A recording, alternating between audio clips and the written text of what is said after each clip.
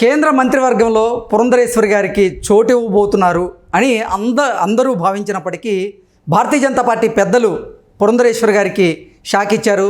ఆంధ్రప్రదేశ్ నుంచి టీడీపీ 2 ఎంపీలకి కేంద్ర మంత్రి పదవులు ఇచ్చినటువంటి నేపథ్యంలో పురంధరేశ్వరి గారికి లోక్సభ స్పీకర్గా అవకాశం ఇచ్చే పరిస్థితులు ఉన్నాయి అంటూ ఒక వార్త ఇప్పుడు సోషల్ మీడియా వేదికగా చక్కర్లు కొడుతున్న నేపథ్యంలో నిజంగా భారతీయ జనతా పార్టీ పెద్దలు పురంధరేశ్వరి గారికి లోక్సభ స్పీకర్ ఇవ్వబోతున్నారా అనే అంశానికి సంబంధించి మనతో మాట్లాడేందుకు ప్రముఖ రాజకీయ విశ్లేషకులు, ప్రముఖ సీనియర్ జర్నలిస్ట్ సిఎస్ రావు గారు మనతో ఉన్నారు. సార్తో మాట్లాడదాం. Sir, hi sir. Hello. Bharatiya Janata party పెద్దలు పురంధరేశ్వరికి భారీ జలకిచ్చారని, పురంధరేశ్వరి కేంద్ర మంత్రివర్గంలో పురంధరేశ్వరికి చోటు ఉంటుంది అని అందరూ భావించినప్పటికీ ఆవిడకైతే అవకాశం ఇవ్వలేదు. ఇప్పుడు అందరూ లోక్సభ స్పీకర్గా పురంధరేశ్వరి గారికి అవకాశం ఇవ్వబోతున్నారు మోదీ గారు అంటూ రకరకాలుగా కొన్ని వార్తలు అయితే వస్తూ ఉన్నాయి. దాని మీద మీ విశ్లేషణ ఏంటి సార్? ఇప్పుడు ఒకటి ఏంటంటే, కేంద్ర మంత్రివర్గం ఆల్రెడీ ప్రకటించారు, కొద్దిసేపు క్రితం మొత్తం ప్రకటించేశారు. ఆంధ్రప్రదేశ్లో ఎవరికి, తెలంగాణలో ఎవరికి అనేది క్లియర్ కట్గా వచ్చేసింది. తెలంగాణలో ఏమో బండి సంజయ్కి అలాగే కిషన్ రెడ్డికి ఇచ్చేశారు, మంత్రివర్గంలో స్థానం కల్పించారు. ఆంధ్రప్రదేశ్లో తెలుగుదేశం పార్టీ తరఫు నుంచి పెంసాని చంద్రశేఖర్కి అలాగే రామ్మోహన్ నాయుడుకి ఇచ్చేశారు. ఫైనల్ అయిపోయింది. అయితే ఇప్పుడు పురంధరేశ్వరి పరిస్థితి ఏంటి? ఇంకొక విచిత్రకరమైనటువంటి విషయం ఏంటంటే, ఒక ఆప్షన్ కూడా ఇచ్చారు. నర్సాపురం నుంచి శ్రీనివాసవర్మ గెలిచాడు కదా, నర్సాపురం శ్రీనివాసవర్మకి సహాయ మంత్రి ఇవ్వబోతున్నారు. అంటే పురంధరేశ్వరికి క్యాబినెట్లో స్థానం లేదు.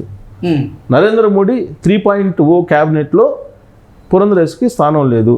ఇదంతా కూడా జగన్మోహన్ రెడ్డి కోవర్ట్లుగా ఉన్నటువంటి బీజేపీలో ఉండేటువంటి వాళ్ళు చేసినటువంటి పెద్ద పని అనేది ఇప్పుడు రాజకీయ వర్గాల్లో విస్తృతంగా ఆంధ్రప్రదేశ్లో జరుగుతున్నటువంటి చర్చ.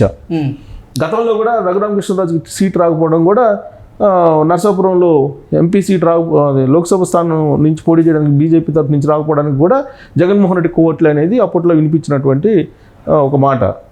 సో వాళ్ళే ఇప్పుడు పురంధరేశ్వరికి కేంద్ర క్యాబినెట్లో స్థానం లేకుండా చేశారు అనేది ఇప్పుడు ఫైనల్ అయిపోయిన తర్వాత క్యాబినెట్ చర్చ జరుగుతుంది. కానీ వాస్తవం ఏంటంటే, నరేంద్ర మోడీ ఈ క్యాబినెట్ కూర్పు కోసం చాలా కసరత్తు చేశాడు. ఆయన గతంలో 2 సార్లు చేసినట్టు చాలా ఈజీగా చేశారు. కానీ ఈసారి ఆయన సంకీర్ణ ప్రభుత్వాన్ని నడుపుతున్నారు. గతంలో ఆయనకి మ్యాజిక్ ఫిగర్ దాటి బీజేపీకి ఉన్నాయి 2 సార్లు, 2014లో అలాగే 2019లో కూడా. కానీ ఇప్పుడు 2024కి వచ్చేటప్పటికి సంకీర్ణ ప్రభుత్వాన్ని నడుపుతున్నాడు ఆయన. సో కాబట్టి చాలా ఆచితూచి ఆయన క్యాబినెట్ కూర్పు అనేది చేశారు. అంటే నితీష్ కుమార్ని సాటిస్ఫై చేయటం, చంద్రబాబు నాయుడు సాటిస్ఫై చేయటం, అంటే బీజేపీ వాళ్ళు తెలుగుదేశం పార్టీని అలాగే జేడీయూని ఇతర పక్షాలని, భాగస్వామ్య పక్షాలన్నింటినీ కూడా సాటిస్ఫై చేస్తూ ఒక కసరత్తు చేసి మంత్రివర్గాన్ని ఎట్టకేలకు 30 మందితో తొలి విడత ఫైనల్ చేశారు. ఫైనల్ చేసి తెలుగు రాష్ట్రాల్లో వీళ్ళకి వచ్చింది. అయితే పురంధరేశ్వరికి వస్తుందని చెప్పి మొదటి నుంచి అందరూ ఎక్స్పెక్ట్ చేశారు. కానీ పురంధరేశ్వరి పేరు వినిపించలేదు. అయితే ఆమె పేరు వినిపించలేదు అని చెప్పి అందరూ అనుకుంటున్న సమయంలో ఆమెకి లోక్సభ స్పీకర్గా అవకాశం ఇస్తారు అనేది వినిపిస్తుంది. ఎప్పుడు కూడా లోక్సభ స్పీకర్ని ఆచితూచి ఎంపిక చేస్తారు నరేంద్ర మోడీ. మనం చూసుకుంటే 2019లో సుమిత్రా మహాజన్ని ఎంపిక చేశారు. ఎవరు ఎక్స్పెక్ట్ చేయాలి మహిళని స్పీకర్గా. తర్వాత రాష్ట్రపతిగా ముర్ముని ఎంపిక చేశారు ఆయన. ఎవరు ఎక్స్పెక్ట్ చేయాల. అలాగే అంతకుముందు రాష్ట్రపతిగా కోవింద్ని ఎంపిక చేశారు, కోవింద్ని.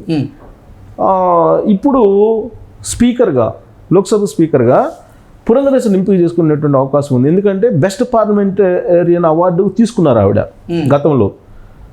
ప్లస్ ఆమెకు ట్రాక్ రికార్డు ఉంది. తర్వాత ఎన్టీ రామారావు అంటే ఎనలేని అభిమానం ఉంది ఎవరికి? నరేంద్ర మోడీకి.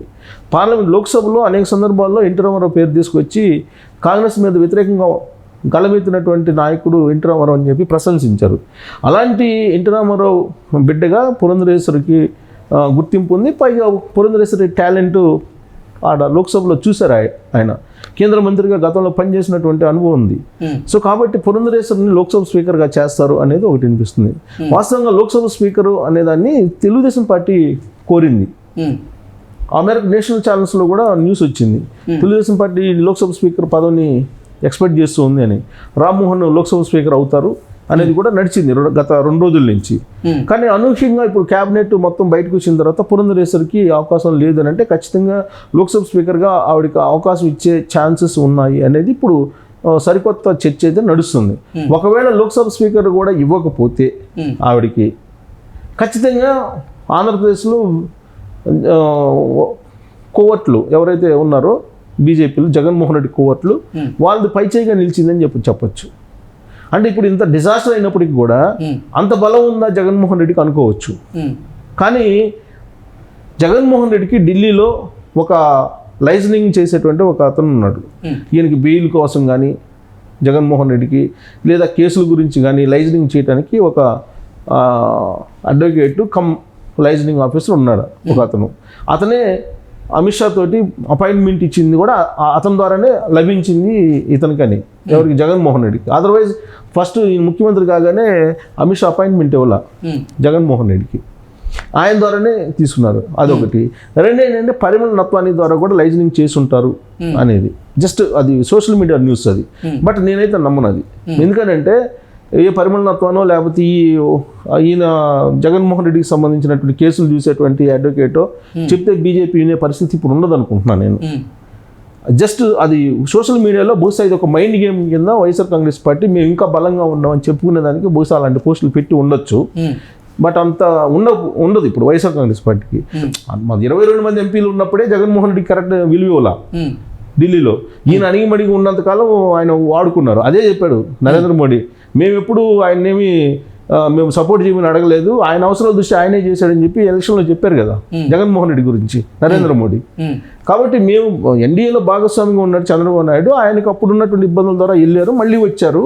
బట్ జగన్మోహన్ రెడ్డిని మేమేం అడగలేదు, ఆయన అవసరాల దృష్టి ఆయన మద్దతు ఇచ్చాడు కొన్ని సందర్భాలు మద్దతు ఇవ్వలేదు అని చెప్పాడు నరేంద్ర మోడీ. అంటే దాని అర్థం ఏంది, 22 మంది ఎంపీలు ఉన్నప్పటికీ కూడా జగన్మోహన్ రెడ్డికి అక్కడేమి విలువ పూర్తి స్థాయిలో ఇవ్వాల, అవసరానికి వాడుకున్నారు. ఇప్పుడు అసలు ఎవరూ లేరు, 4 ఎంపీలు, 4లో ఆల్రెడీ 3 టచ్లోకి వెళ్ళిపోయారు. రేపు అవినాష్ రెడ్డి కూడా బాబాయ్ కేసులో అరెస్ట్ అవుతారని చెప్పి బీజేపీ తోటి లైజనింగ్ చేసుకుంటున్నారు, మిథున్ రెడ్డి బీజేపీతో లైజనింగ్ చేసుకుంటున్నారండి. వాళ్ళిద్దరే పోతే ఇంకా మిగతా ఇద్దరు ఎక్కడ మిగులుతారు? సో బీజేపీలోకి వెళ్ళిపోవడానికి వాళ్ళు రెడీగా ఉన్నారు. అలాంటప్పుడు జగన్మోహన్ రెడ్డికి అక్కడ ఢిల్లీలో చక్రం తిప్పేంత అవకాశం లేదు. కాకపోతే సోషల్ మీడియాలో సాక్షిలో ఉండేటువంటి వాళ్ళు కొంతమంది ఈయనేదో చక్రం తిప్పి పురంధరేశ్వరికి ఆపించారు అనేటువంటిది ఒక ఫ్లేవర్ ఇస్తున్నారు. అంత ఉండదు, అంత అవకాశం లేదు ఇప్పుడు. కాకపోతే ఏంటంటే నరేంద్ర మోడీ ఈక్వేషన్స్ వేరే ఉండొచ్చు, ఆయన ఈక్వేషన్స్ డిఫరెంట్గా ఉండొచ్చు. సంకీర్ణ ప్రభుత్వాన్ని నడుపుతున్నారు. బహుశా నేను అనుకోవటం ఈయన లోక్సభ స్పీకర్ గానో లేదా డిప్యూటీ స్పీకర్ గానో అపాయింట్ చేసి ఆవిడకి విలువ, ఆవిడ టాలెంట్ మేరకు ఆవిడకి ఏ స్థానం ఇస్తే బాగుంటుందని ఆ స్థానం ఇస్తారని చెప్పి నేనైతే అనుకుంటున్నాను. బట్ వీళ్ళు ప్రచారం చేస్తున్నటువంటి విధంగా వాళ్ళు జగన్మోహన్ రెడ్డి కోవర్ట్లు ఆంధ్రప్రదేశ్లో ఉండేటువంటి వాళ్ళు, బీజేపీలో ఉండేటువంటి వాళ్ళు ఏదో చక్రం తిప్పారు, శ్రీనివాసవరంకి క్యాబినెట్లో స్థానం ఇప్పించగలిగారు, ఇలాంటివన్నీ కూడా జస్ట్ ఊరికే ఆ పార్టీని వెంటిలేటర్ మీద ఉన్నదాన్ని ఏదో మళ్ళీ దానికి ఏదో ఊపిరి పోద్దాం అనే ప్రయత్నంలో భాగంగా అలాంటివి చేస్తున్నారు తప్పితే పురంధరేశ్వరిని ఆపలేరు. పురంధరేశ్వరిని ఎవరు ఆపలేరు. నరేంద్ర మోడీ ఖచ్చితంగా ఆమెకి తగినటువంటి పదవి ఇవ్వబోతున్నారనేది మనం అనుకోవచ్చు. Okay sir, thank you.